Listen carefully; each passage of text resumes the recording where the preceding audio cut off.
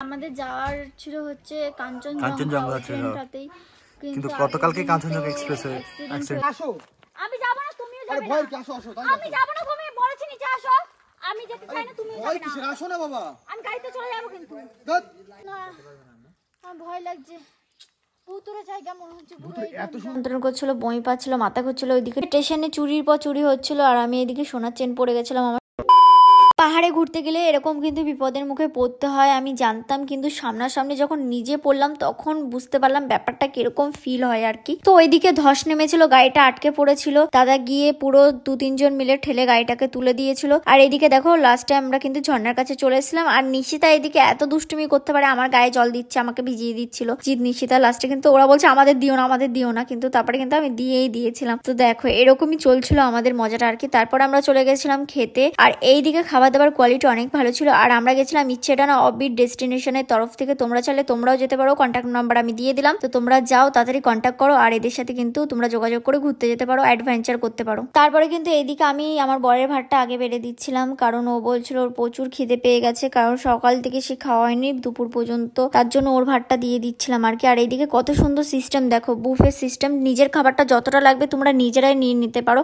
আমার তো ভীষণ পছন্দ হয়েছিল এই সিস্টেমটা। তারপরে কিন্তু এইখানে যতগুলো খাবার ছিল এত ভালো টেস্টি ছিল। আর প্রথমে দেখো ছিল হলো ডালটা কিন্তু দারুণ ছিল, আর ডালটা এত টেস্ট হয়েছিল, আমি তো প্রচুর করে নিয়েছিলাম। আর পাহাড়ের খাবার দাবার জানো তো টেস্ট একটু অন্যরকমই হয়, কিন্তু এই মানে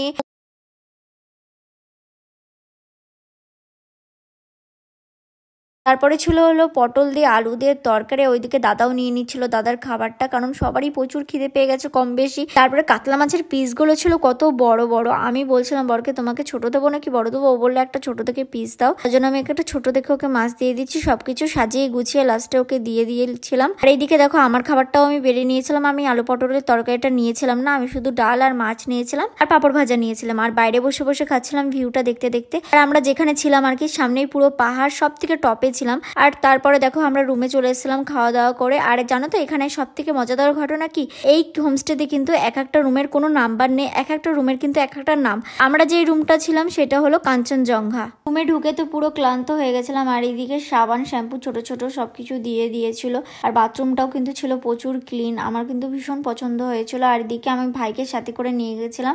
আর সবাই একটা কথা বলেছে যে তোমার ভাইকে কি করতে নিয়ে গেছে, তোমার ভাইকে কি ক্যামেরা ধরতে নিয়ে গেছো, ওর কি কোনো কাজ নেই, ওকে কি জন্য নিয়ে গেছো। তো আমার ছোট ভাই আমি কোথায় নিয়ে যাব না যাব এইটা নিয়েও দেখছি অনেকের প্রবলেম হচ্ছে, কেন আমি বুঝতে পারছি না। ছোট ভাই বোন থাকলে তো তাদের নিয়ে ঘুরতে যাওয়াই যায়, তাই না। আর এইদিকে দেখো আমরা ছিলাম হলাম শিটংয়ে, মানে এটা হলো পরের দিন সকালবেলা যখন আমরা বেরিয়ে যাচ্ছিলাম আর কি। আর পুরো মেঘ এসে ঢেকে দিচ্ছিল, আর মেঘটা এত দারুণ লাগছিল, গায়ে এসে পুরো লাগছিল, আর মনে হচ্ছে বৃষ্টির মতো ভিজে যাচ্ছি। সেইগুলো পুরো মেঘের মধ্যে আমরা আছি, ভাবতে পারছো গাইস। তো ব্লগটা দেখতে থাকো, আশা করছি তোমাদের খুব ভালো লাগবে। তো চলো এখন যাচ্ছি দার্জিলিং এর উদ্দেশ্যে।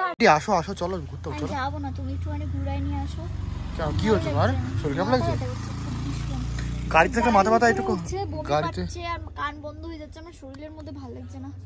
গাড়িতে এইটুকু থাকলে মাথা ব্যথা হবে। হ্যাঁ তুমি যাও, আমি এখন এই জায়গা নামবো না, পরে অন্য জায়গা। আর পুরো মানে কুয়াশা, চারিদিকে মেঘ, চারিদিকে কুয়াশা, মেঘে একদম চোখে সব মানে মনে হচ্ছে ধোঁয়া উঠছে। আচ্ছা তাহলে গাড়ি তুমি বসতে পারবে? গাড়িতে কিন্তু কেউ নেই, কিন্তু গাড়ি পুরো ফাঁকা, বসতে পারবে একা একা?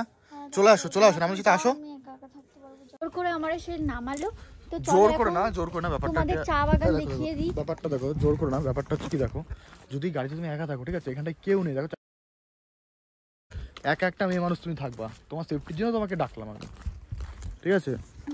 চলো দেখো একটু হাঁটো, দেখো ভালো লাগবে। দেখো কত মেঘ, তাই না? কি এবার পারছে, শৈলে পারছে? হ্যাঁ এই শৈলে পারছে বা? তো এই যে জায়গাটা দেখতে পাচ্ছ, জায়গাটা দেখো জাস্ট কি ভয়ানক। তুমি কি যেতে চাও এই জায়গাটাই? কেন যেতে চাও না কেন? ভয় লাগছে খুব? কেন কেন? আসো আসো, সবাই নামবে। এই যাবি না? তুই যাবি না? যাবি না? আমি তো নামবই। তাহলে সবাই নাম, চলো চলো চলো যাই চলো। তো গাইস দেখছো যে টিয়া ভয়ে নামছে, তো আমি দেখি নেমে নামবো। টিয়া নামি নামি নামি, ওই জায়গাটা যাওয়ার ইচ্ছা আছে, ওই জায়গাটা। ই বাবা কি জায়গা মাইরি। ফাইনালি টিয়াকে আমি অনেক কষ্টে ঠেলে গুজে নিয়ে যাচ্ছি ওপরে। তো চলো দেখা যাক। ওয়াও কি ভয়ানক, কি দারুণ, তুমি জানো? দারুণ দারুণ এ চেঁচামেচি করিস না, উপরে এয়ারফোর্স আছে, চেঁচামেচি না, বারণ করছে চেঁচাতে। ও আমার সাথে উপরে আয়, ক্যামেরা নিয়ে আয় উপরে। এই চলো চলো চলো আসো। আরে আমি যাব না। আরে আসো। আমি যাব না, তুমিও যাবে না। আরে ভয় কি, আসো আসো। আমি যাব না, তুমি বলেছি নিচে আসো। আমি যেতে চাই না, তুমিও যাবে না। ভয় কিসের, আসো না বাবা। আমি গাড়িতে চলে যাব কিন্তু। সব জায়গায় ইয়ার কি করছিস না? ইয়ার কি করিস? ইয়ার কি করিস না ভাই? চলো না যেও না প্লিজ। আমি তোমাকে নিয়ে যাবো, আমিও যাবো, তোমাকেও নিয়ে যাবো, চলো। আরে না তুই চলো উপরে চলো। আমি কিন্তু ভয়। আরে ভয় কিসের রে বাবা, চলো। না না সাপ আপনি, চলো তুমি চলো। কোলে করে নিয়ে চলো।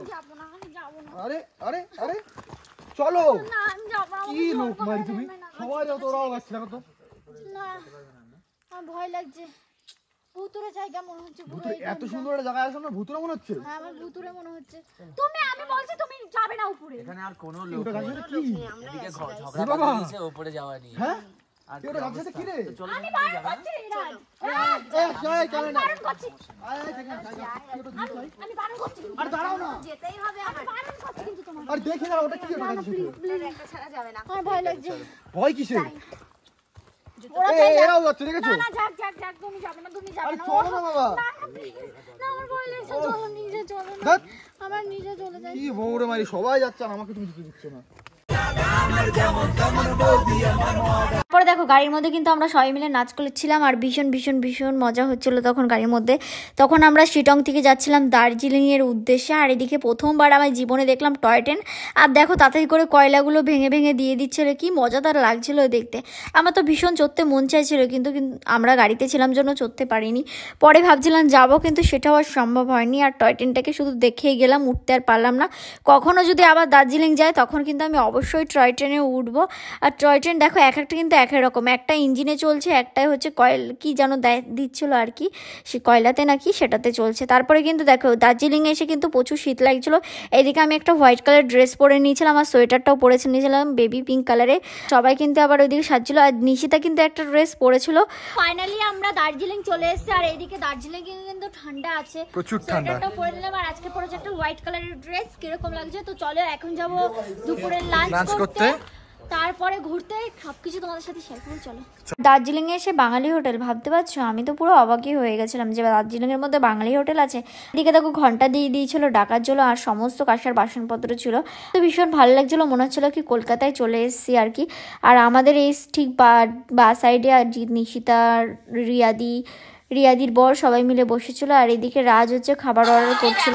এই দেখো এখানে নন্টে ফোন করে। কোথায় নন্টে মন্টে? তাই তো নন্টে মন্টে তো। হ্যাঁ, আর আমরা এদিকে খাবার অর্ডার করে দিয়েছি, এখন চলে আসবে, ওয়েট করছি, খুব খিদে পেয়েছে, সকাল থেকে ভাত খাইনি। আজ এইদিকে এখানে এসে বলছে কি বিরিয়ানি খাবে, কারণ ভাত দিতে নাকি প্রচুর টাইম লাগবে, তাই বললো বিরিয়ানি খাবে। আমি বললাম ঠিক আছে তুমি খেয়ে নাও। আর বিরিয়ানি খেতে গিয়ে পুরো ছড়িয়ে মরিয়ে খাচ্ছিলো। আমি বলছিলাম দাও আমি খাইয়ে দিচ্ছি, দিয়ে ও দিল। আর চামচগুলো কিসের ছিল জানো তো? চামচগুলো ছিল কাঁসার। কিন্তু এখানে স্টাফগুলোর কি বলবো, এত লেটে লেটে খাবার দিচ্ছিলো, 1 ঘন্টা 2 ঘন্টা করে ওয়েট করেই খাবার দিচ্ছিলো। কিছু ভালো ছিল, খাবার দাবার ভালো ছিল, কিন্তু দেওয়ার যে পদ্ধতি সেটা কিন্তু অনেক লেটে। তোমাদের ওখানে খেতে গেলে কম করে 2 ঘন্টার টাইম লাগবে। আর আমরা 3 জন মিলে 990 টাকা দিই। তো বাইরে খুব বৃষ্টি হচ্ছে, আর বেরাবো কি করে বুঝতে পারছি না। আর আমাদের যাওয়ার ছিল হচ্ছে কাঞ্চনজঙ্ঘা ট্রেনটাতেই, কিন্তু গতকালকে কাঞ্চনজঙ্ঘা এক্সপ্রেসে অ্যাক্সিডেন্ট হয়েছে। তো আজকে ট্রেন ক্যান্সেলও দেখাচ্ছে না, আবার কনফার্মও দেখাচ্ছে না, বুঝতে পারছি না কি করব, কি করে যাব। এখন তো বাজে হচ্ছে 12টা। তো চলো দেখি, এখন তো বেরিয়ে পড়ছি, কি করা যায় শিলিগুড়ির উদ্দেশ্যে। তো চলো ফাইনালি বাড়ি যাচ্ছি। ভগবানের কৃপায় একটা কথা বলতে গেলে কি, আমি এই যে এসে একটু মানে ভালো লাগে না। এত এখন কটা বাজে বলো তো? এখন কটা বাজে বলো তো? এখন বাজে কটা? 1:34 বাজে, কিন্তু আমরা এখনো খাইনি। এত বিচ্ছিরি, আমার আসতে মানে কেমন খারাপ, টুকটাই বাচ্চা। আর তারপরে আমার ভীষণ মাথা যন্ত্রণা করছিল, বমি পাচ্ছিল, মাথা ঘুরছিল। ওইদিকে নিশিতা বমি করে এসেছিল, তার জন্য ওর মাথায় তেল দিয়ে দিচ্ছিল, আর আমরা রাস্তার দিকে তেলটা কিনেও নিয়েছিলাম। তারপরে রাজ তো নিজে খেতে পাচ্ছে না, কারণ ওর হাতে না কি লেগেছিল গাড়ির ওখান থেকে, কি পোকা নাকি। বাড়ি যাবো, ভীষণ খুশি, আর মাথা যন্ত্রণা করছে প্রচন্ড। আর এরা এত বড় লোক মানুষ, একটা ভাঙা ব্যাগ নিয়ে আইছে, ব্যাগ ছেড়ে দিলে উল্টায় পড়ে যাবে। আরে না ভাঙা ব্যাগ, কারণ ওই ট্রলিটা টিয়াদির কাছে দিয়েছি, টিয়াদি এমন জোরে লাগাইছে সেই চাকা পাখাটা ভেঙে গেছে। সেটা লোক দেখিনি, সেটাই লোক দেখিনি। প্রথমটাই ব্যাগ ভাঙা না, তুমি ভেঙে দিয়েছো। ভালো কথা বলো। যা এসেছিল শরীর পুরো অর্ধেক হয়ে গেছে। হ্যাঁ ট্রেন ঢোকার কথা ছিল 7টায়, আর আমাদের স্টেশনে ওয়েট করতে হয়েছে সেই বিকাল থেকে রাত 12টা পর্যন্ত। আর অবস্থাটা তো খুব খারাপ হয়ে গেছিলো। আর ওইদিকে স্টেশনে চুরির পর চুরি হচ্ছিলো, আর আমি এদিকে সোনার চেন পড়ে গেছিলাম। আমার সেটা দেখে ভয় লাগছিলো। আর মাথা যন্ত্রণা, শরীর খারাপ, কিচ্ছু ভালো লাগছিল না। খালি ভগবানকে ডাকছিলাম, ভগবান বাড়ি নিয়ে যাও। এখন দেখছো যে মুখটা হাসি হাসি ভেসে এসে কথা বলছি, কিন্তু তখন মনের মধ্যে যে কী চলছিল, কী হচ্ছিল, তখন আমরাই জানি। যে পুরো বিকাল থেকে তোমার রাত 12টা পর্যন্ত কত ঘন্টা স্টেশনে বসেছিলাম, স্টেশনে শুয়েছিলাম, চোখ মুখ পুরো গর্তের মধ্যে চলে গেছে।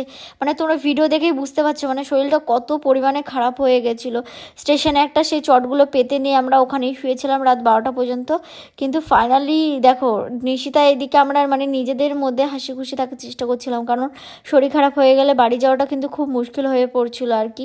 আর ওইদিকে ঝড়ে আবার বৃষ্টি হচ্ছিলো। ওই দেখো দেখতে পাচ্ছ পেছনে পুলিশ, ওরা মানে এসে বলছিল যে উঠে দাঁড়াও উঠে দাঁড়াও, এরকম স্টেশনে খুব চুরিমুড়ি হচ্ছে, তো তোমরা একটু সাবধানে থাকো যাতে জিনিস চুরি না হয়, ফোন চুরি না হয়। লাস্টে আমরা খেয়ে নিচ্ছিলাম হচ্ছে খাবার, কারণ হচ্ছে ট্রেনের খবর দিয়ে দিয়েছিল, ট্রেন ফাইনালি আসছিলো। তখন বলবো কি খুশি লাগছিল যে ট্রেন আসবে, ট্রেন আসবে, মানে এত ঘন্টা ওয়েট করার পর ট্রেনের খবর হলো যে ট্রেনটা আসছে। আর ওইদিকে হচ্ছে, আর আমার পেছনে দাঁড়িয়ে ছিল বন্দে ভারত এক্সপ্রেস। আমি জীবনে প্রথম